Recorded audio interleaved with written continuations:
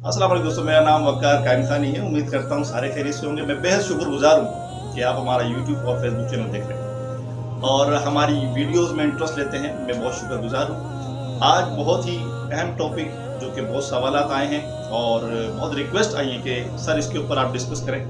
मैं डिस्कस करने से पहले आपको बताना चाहूँगा कि देखिए, जो भी मेरी थ्योरीज़ होती हैं, प्रैक्टिकल्स होते हैं, वो मैं अपने बिहाफ पे आपके सामने रखता हूँ। मेरे अपने कुछ एक्सपीरियंसेस होते हैं वो आपके सामने रखता हूँ। अब ज़रूरी नहीं है कि वो हर जगह इम्प्लीमेंट हो जाए, लेकिन आप उन्हें आजमा कर देख सकते हैं कि वो आपके यहाँ, आपके फोरम पे, आपकी फैक्ट्री पे, आपके कारखाने में वो अप्लाई हो रहे हैं या नहीं। और नॉर्मली जो मैं आपको चीज़ें बता रहा होता हूँ वो एक्सपीरियंस की भी होती है, तो आपको करने से उसको कोई नुकसान नहीं होगा, बल्कि आप उसको फ़ायदे में ही देखेंगे। तो हम आते हैं अपनी बात की तरफ। एक्चुअली हमारी बात ये थी कि पिछले दिनों हमारी जो मईशत है वो कशमकश का शिकार है और डॉलर की जो उड़ान है वो डबल सेंचुरी क्रॉस कर गई है। ऐसे में क्या होता है, हमारे एम्ब्रॉयडरी मशीनरी के जो पार्ट्स ले लें, मटेरियल ले लें, ईच एंड एवरीथिंग, सब ही का जो रेट्स है वो ऊपर जाता है। ऐसे रेट में मशीन जो चलाने वाले हजरात हैं, जो मशीन मालिकान हैं, प्रोडक्शन जो चलाते हैं, उन्हें मार्केट में रेट कोड करने का तरीका ही नहीं आता।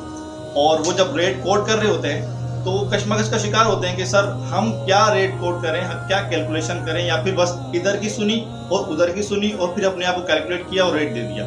और फिर ऐसे में कभी कभी सामने पार्टी से सवाल आता है कि यार किस बिहाफ पे आप इतना रेट बढ़ा रहे हो, इवन के 5 पैसे बढ़ा रहे हैं, किस बिहाफ पे बढ़ा रहे हैं। हमारे पास सिर्फ एक और सादा जवाब होता है कि सर मार्केट में मटेरियल महंगा हो गया, आपके पास एक प्रॉपर कैलकुलेशन नहीं हो। यहाँ मैं आपको एक चीज़ मेंशन करना चाहूँगा, कुछ लोग जो है पार्टी से अपना रेट नहीं बढ़ाते और अपनी जो प्रॉफिट है उसमें से ही अपने अखराजात बर्दाश्त कर रहे होते हैं। ये देख लें कि अब जिस तरह एक मशीन में हमारा प्रॉफिट हुआ करता था, उसके बाद जब जिस तरह खर्चे बढ़ते जाते हैं तो प्रॉफिट हमारा कम होता जाता है। जाहिर सी बात है, अब जब अपनी आमदनी के जो जराए हैं वहाँ से रेट नहीं बढ़ाएंगे तो जाहिर सी बात है आपकी प्रॉफिट में से ही सारा जो इंक्रीज हुआ है मटीरियल का रेट वो जाएगा प्रॉफिट में से। मैं आपको कुछ पॉइंट्स बता देता हूँ, आप पेपर और पेन ले लें और आपको ऐसे पॉइंट्स बताऊंगा, इंशाल्लाह आप उसको कैलकुलेट करेंगे इजीली और आपका मसला मेरे हिसाब से 99% हल हो जाएगा। और आपको आगे कोड करने में कि सर मेरा ये रेट है, इतने में मैं काम करूंगा। तो जनाब, आपने सबसे पहले कैलकुलेट करनी है अपनी 24 घंटे की एक्सपेंस।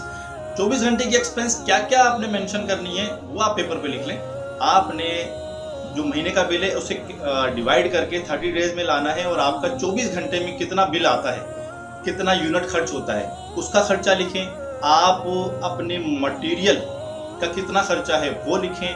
आप अपनी जरी, बॉबिन, मटेरियल में सब कुछ आ गया, ईच एंड एवरीथिंग, जो जो आपका इस्तेमाल होता है वो लिखें। फिर यहाँ डिपेंड करता है आपके पास माल किस टाइप का चलता है। कुछ लोगों के पास छोटे डिजाइन चलते हैं, कुछ लोगों के पास बड़े डिजाइन चलते हैं और डिफरेंट कैटेगरीज हैं डिजाइन की। यहाँ पर कोई भी रेट हम इस तरह डायरेक्टली एक कारखाने का रेट दूसरे कारखाने पे इम्प्लीमेंट नहीं कर सकते, क्योंकि हर जगह जो माल का रेशियो है, माल का जो स्टैंडर्ड है वो अलग अलग होता है। कहीं कैश पेमेंट्स हो रही होती हैं, बड़े ऑर्डर्स होते हैं, रेट में गुंजाइश होती है। कहीं पर छोटे ऑर्डर्स होते हैं और पेमेंट उधार वाली होती है, वहाँ रेट थोड़ा बढ़ाना पड़ता है। तो ये सारी चीज़ें हैं, इन सब चीज़ों को आप कैलकुलेट करें। आपने बिजली का एक्सपेंस निकालना है 24 घंटे का, आपने अपना धागे का एक्सपेंस निकालना है, जरी, अपना सीक्वेंस का, अपने फैक्ट्री के जो अखराजात हैं उनका, आपने जो मशीनरी मेंटेनेंस होती है, जाहिर सी बात है हर फैक्ट्री में मेंटेनेंस जो इंजीनियर्स होते हैं उनको फिक्स पे रखा जाता है, तो उसका पर मशीन का एक्सपेंस निकाले 24 घंटे का। सारे एक्सपेंस जितने भी आपके एक्सपेंस हैं वो लिखें, उसको 24 घंटे पे लेकर आ जाएं। एक मशीन का 24 घंटे का आपका एक्सपेंस कितना आ रहा है। फिर आपने ये देखना है कि आपकी मशीन की प्रोडक्शन कितनी है 24 घंटे की। उस प्रोडक्शन को आपने हिसाब लगाना है कि मेरी जी 24 घंटे में 20,000 रुपये की बिलिंग हो रही है या फिर 25,000 रुपये की बिलिंग हो रही है, तो 24 घंटे का आपका एक मशीन पर कम से कम मिनिमम प्रॉफिट बता रहा हूँ आपको 2,000 से 2,200-2,400 रुपये होना चाहिए लाजमी। अदरवाइज आप खिदमत कर रहे हैं, आप इससे अच्छा ये है कि आप इस काम को क्लोज करके कहीं और चले जाएं, किसी और फील्ड में अपना एक्सपीरियंस कीजिए। अगर आप 2,000 रुपये भी 24 घंटे में नहीं बचा सकते, देखिए मैं आपको एक सिंपल चीज़ बताता हूँ। आपने 2,000 रुपये 24 घंटे में बचाए, महीने के 60,000 रुपये हो गए एक मशीन पर। 60,000 रुपये में आपकी मशीन 30 डेज नहीं चलती, कुछ मेंटेनेंस के मामला होते हैं, कुछ रिपेयरिंग के मामला होते हैं, कुछ माल की वजह से, कुछ मटेरियल की वजह से, कुछ लेबर की वजह से आपके एक महीने में एक मशीन पर 2 दिन 3 दिन खराब होते हैं। इवन कि मैं तो 26-27 डेज का कैलकुलेट करता हूँ, 30 डेज को मैं लगाता ही। तो आप अगर 30 डेज कर रहे हैं तो 2000 से प्लस होना चाहिए आपका प्रॉफिट। अगर 2000 से माइनस पे हैं तो समझ लें आप घाटे में जा रहे हैं, आपका घाटे का सौदा हो रहा है। आप पार्टी से फिर रेट बढ़ाएं, इतना रेट बढ़ाएं कि उन्हें भी किसी किस्म की प्रॉब्लम ना हो और आपको भी किसी किस्म की प्रॉब्लम ना हो। आपको लिटरली ये चीज़ एक्सपीरियंस करवाना चाहता हूँ, आप ज़रूर इस चीज़ को एक्सपीरियंस कीजिए। और आप जब एक्सपीरियंस करेंगे तो आप खुद कैलकुलेट कर सकते हैं सब चीज़ों को कि हाँ मेरा प्रॉफिट कहाँ खड़ा है। इवन कि आप 1000-1500 रुपये तो नहीं खड़े हुए एक मशीन पर। एक मशीन पर अगर 1000 रुपये खड़े हैं तो यार 30,000-35,000 रुपये तो आज से हमसे अच्छा एक ठेले वाला कमा लेता है। रोजाना उसको 3000 रुपये की दिहाड़ी होती है एक ठेले लगाने वाले को। 3000 रुपये अगर वो प्रॉफिट कर रहा है तो अंदाजा लगाएं 80-90 हज़ार रुपये महीने का ले गया। और किसी की पाबंदी नहीं है, किसी की जो है मोहताजी नहीं है, जाता है मंडी और केले लेके आता है और केले बेचना शुरू करता है फुटपाथ पे खड़े होकर। ना बिजली का बिल, ना मटेरियल की टेंशन, ना लेबर की टेंशन, कुछ भी मेंटली स्ट्रेस नहीं है भाई। और आपको जो मैं 2000 रुपये बता रहा हूँ इसमें मैंने आपको ऐड नहीं करवाया आपका मेंटल स्ट्रेस, आपकी अपनी सैलरी, ठीक है, आपका जो 24 आवर इन्वॉल्वमेंट होता है माइंड का। क्योंकि आप घर पर भी हैं और सो रहे हैं और सो के उठे हैं सुबह, तो आपको सबसे पहले जहन में ये आता है कि यार फैक्ट्री में क्या हुआ होगा। नॉर्मली ये लोगों को सवाल होता है कि फैक्ट्री में क्या होगा। जाते हैं तो कुछ ना कुछ सरप्राइजेस होते हैं हमारे लिए कि सर ये हो गया रात में, और ये हो गया और ये हो गया और ये होने वाला है। Okay, it's okay. और आपने कोशिश करनी है।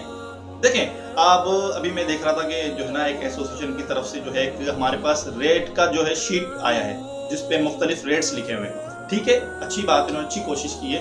लेकिन मेरा ये एक सवाल है कि हर फैक्ट्री का रेट, जैसा कि मैंने अभी आपको बताया कि हर फैक्ट्री का रेट दूसरी फैक्ट्री से डिफरेंट होता है।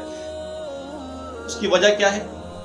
माल पेमेंट, माल की क्वांटिटी, माल की स्टिचेस और उसकी राउंड की स्टिचेस वगैरह जो होती है वो, और जो आप पार्टी है आप जिससे काम कर रहे हैं उसका और आपका अंडरस्टैंडिंग लेवल क्या है, ये सब चीज़ें बड़ा मैटर करती है जब जाके रेट डिसाइड होता है। लेकिन जो चीज़ें मैंने आपको बताई है, एक्सपेंस अपना कैलकुलेट करें 24 घंटे का एक मशीन पर। फिर आप 24 घंटे की अपनी बिलिंग कैलकुलेट करें कि आप 20,000 रुपये कर रहे हैं, 25,000 रुपये कर रहे हैं या फिर 30,000 रुपये कर रहे हैं। फिर आप अपने एक्सपेंस को माइनस करके आप अपना प्रॉफिट निकालें। अगर प्रॉफिट आपका 2,000 रुपये से कम है ना मेरे दोस्त, तो आपके लिए एम्ब्रॉयडरी नहीं है, आप दूसरा कोई काम करें।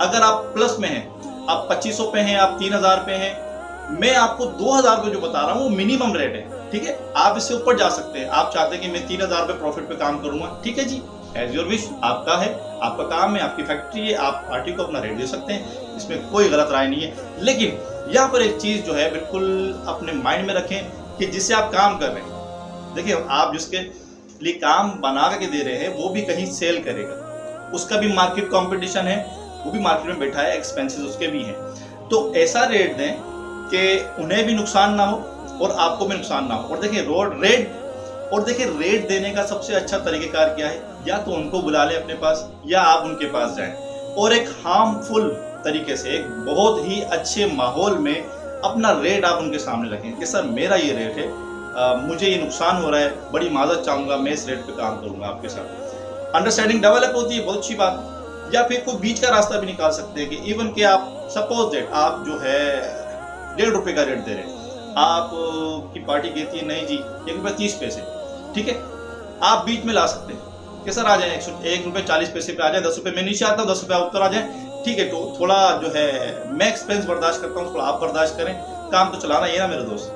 मेरी चीज़ों का एक्सपीरियंस जरूर कीजिएगा, एक दफ़ा एक्सपीरियंस करके आप चीज़ों को कैलकुलेट करें और फिर अपना रेशियो निकालें प्रॉफिट का, फिर आप एक्सपीरियंस करें और रेट मार्केट में इस तरह दें। ये आप देखो, मैंने आपको 2 से 3 चीज़ें यहाँ मेंशन कर दी, आपको मैंने तरीका बता दिया कि मार्केट में रेट किस तरह देते हैं। दूसरा मैंने आपको बता दिया कि आप नुकसान में जा रहे हो या फायदे में जा रहे हो। तीसरा मैंने आपको बता दिया कि ये काम आपके लिए है या नहीं। उम्मीद करता हूँ आपको समझाने में कामयाब हुआ हूँगा। इंशाल्लाह फिर नेक्स्ट मिलेंगे एक अच्छी वीडियो के साथ, अनदर वीडियो अनदर एक्सपीरियंस के साथ। तब तक के लिए इजाज़त चाहूँगा।